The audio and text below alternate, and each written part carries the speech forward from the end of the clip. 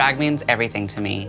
There's very few things that make me feel butterflies in my day-to-day, but that moment right before I get on stage is so anxiety-inducing, and it feels so good. It keeps you alive. It reminds you that you're alive. And if you've never been in drag before, try it out and you'll understand exactly what I mean. Hi, my name is Chiquitita, AKA Chiqui, and I am a Brooklyn-based drag performer in New York City.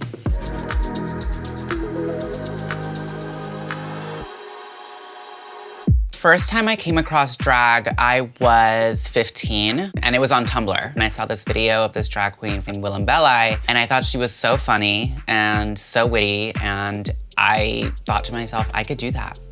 I think I started doing drag in 2015. Professionally, I started doing drag. I started getting paid for it in like 2016, 2017, but I dropped out of school to do it. And I've never had like a real job, so it's kind of always been my job. Who is Chiquitita? It's in the name. I'm very cheeky, naturally. She's also very glamorous, very sultry. She has this essence to her that I don't really see too much in other drag queens, but I see it in myself, and it's pretty powerful. My style in drag, I would say, is very glamorous, or old Hollywood-esque glamour. Being able to sew is definitely helpful, especially when you're on a budget. That's when your creativity comes out the most. I started incorporating my Hispanic roots pretty early on in my drag. I am definitely proud of where I come from, and anytime someone from Central America sees me or DMs me or is like, oh my God, like I'm Salvadorian too, or like I'm from Central America too, it's just so special to me. I'm happy to be like, you can exist as a queer person from Central America, because there is so much machismo in Hispanic culture. I think it's empowering to be like, I'm actually not gonna entertain that. Out of drag, I would say I'm a lot more laid back. I'm very like chill. I don't really worry too much about what that's actually not true. I do worry about what I look like, but I have a lot of things that I'm very proud of. The two that stand out is getting to collaborate with the Brooklyn Museum for a gala that I put together called La Gala. And also I got to work with Kim Cattrall on this show for Netflix called Glamorous. I actually do want to do more television in and out of drag.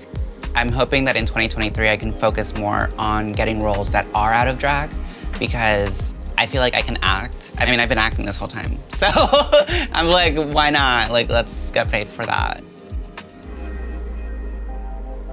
I found drag before I figured out who I was, and it later led me to the realization that I never wanted to take the drag off. Thank you all so much for being here. I really appreciate it. Thank you for having me. I'm usually in a drag bar or something. This is very new for me. So today we are joining the first ever CUNY-wide Transgender Day of Visibility Vigil hosted by LaGuardia Community and the City College of New York. I never found the value in myself as a boy, and I tried for so long. And I kept comparing myself to these gay boys when there was no comparison to be made. I wasn't like them. I was never like them. And I whispered to myself, you are a trans girl. That was the first time I ever admitted that to myself. My world stopped for a moment, as if it were going counterclockwise the entire time, and it was finally churning in the right direction. There's all of these core memories that make you, that shape you, and sometimes it takes 20 years to figure out what they mean. I hope you know that making it this far is much to be proud of, and I hope you continue to believe that. Thank you. Who wants to see a performance? Yeah? I hope that people can take a look at me and think like, that person looks like they're really enjoying themselves. Like, I want to enjoy myself too, Because sometimes I'll see someone, maybe that looks like me or has qualities that I can relate to, and I think like, I'm gonna try to walk like them a little more today, So I hope that I can be that light for someone. Honestly, what I'm doing right now, I think is all I can ask for. Getting to produce shows in Brooklyn is such a blessing, and I'm very fortunate to be able to round my community up and be like, okay, cool, we're gonna congregate. It really is church. It's really spiritual. I wanna take in and acknowledge the now.